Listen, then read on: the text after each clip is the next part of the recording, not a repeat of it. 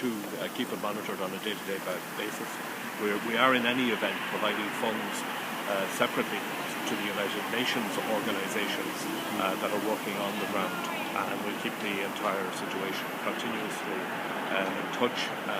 We were one of the first countries to respond immediately to the disaster.